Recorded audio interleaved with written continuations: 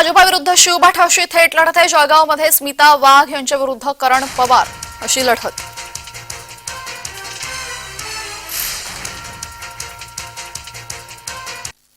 खरं म्हणजे जळगाव लोकसभेला पहिल्यांदाच या ठिकाणी एक महिला उमेदवार देण्यात आलेली आहे।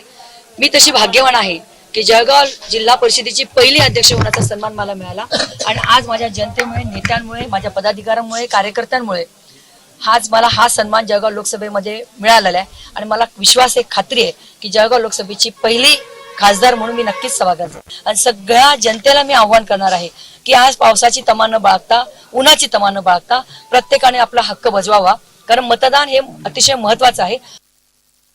आज पहिल्यांदा मोठ्या निवडणुकीत स्वतःला मतदान करायची वेळ आली आहे आणि केलंय। अनेक वर्ष कार्यकर्ता म्हणून अनेकांसाठी निवडणुकीत सक्रिय सहभाग घेऊन त्या ठिकाणी मतदान काढणे, मतदान मागणे, आज अनुभव वेगळा आहे।